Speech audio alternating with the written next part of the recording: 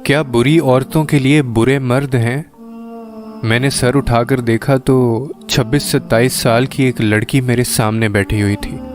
मैं आपकी बात समझा नहीं, मैंने हल्की सी आवाज़ में जवाब दिया। बोलें, मैंने कुरान में पढ़ा है कि जो अच्छे मर्द हैं उनके लिए अच्छी औरतें हैं और जो गंदे यानी बुरे मर्द हैं उनके लिए बुरी औरतें हैं, और इसी तरह बुरी औरतों के साथ भी यही मामला है। तो क्या ऐसा ही होता है क्या? इसने अपनी बात मुकम्मल की। जो कुरान में लिखा है वो गलत तो नहीं हो सकता ना? मैंने जवाब दिया और उठने लगा। मैंने एक बात करनी है आपसे। वो फौरन बोली। इसके अंदाज में अजीब सा दर्द था जिसने मेरे कदमों को जमा दिया और दोबारा बैठने पर मजबूर कर दिया। क्या बात है?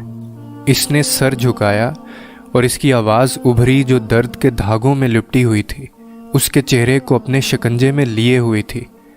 मैं बहुत गुनाहगार हूँ, मैंने ज़िंदगी में बहुत बड़ा गुनाह किया। उसको मुझ पर बहुत एतमाद था, मगर मैं हवस में अंधी हो गई। इसने रोका भी मगर मैं काबू न रख सकी और शैतान के बहकावे में आ गई। मैंने इसके बाद अल्लाह से तौबा भी की।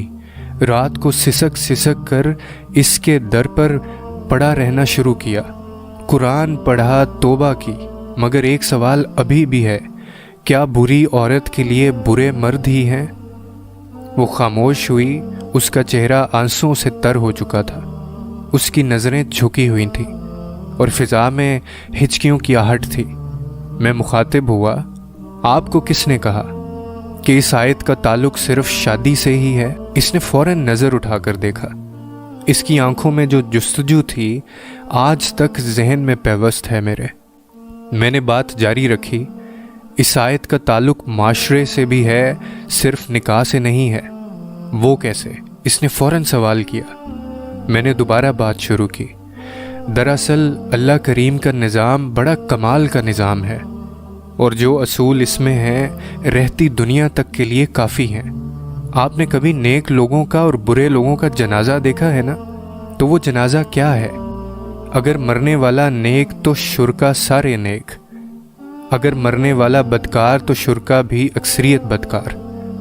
आपने फंक्शंस भी देखे होंगे। अगर नेक आदमी की आमद है तो सारे नेक अफराद शरीक होंगे। अगर किसी बदकार की आमद है तो अक्सरियत बदकार होगी। असल में हम अपने इर्द गिर्द के लोगों को खुद मुंतखब करते हैं। हम जब अच्छे बन जाते हैं तो अच्छों से ताल्लुक़ कायम होता है, जब बुरे तो बुराई के रास्ते आसान होते हैं। तो ये सिर्फ निकाह के लिए नहीं है बल्कि माशरती ताल्लुकात को बयान कर रही है। अब जब आपने तौबा कर ली तो अब आप परेशान ना हों। कबूल करने वाले की कोई शर्त नहीं होती। माफ़ कर देने वाले के सामने गुनाह क्या है? वो रब्बे रहीम है, रब्बे करीम है। आपकी भलाई आपसे ज़्यादा चाहता है। मैं खामोश हुआ। वो उठी और गर्म जोशी से सलाम किया और ये कहते हुए रुखसत हुई, बेशक मेरा रब बड़ा रहीम व करीम है। और मुझे अपने इर्द गिर्द एक अजीब सी खुशबू का एहसास होता रहा।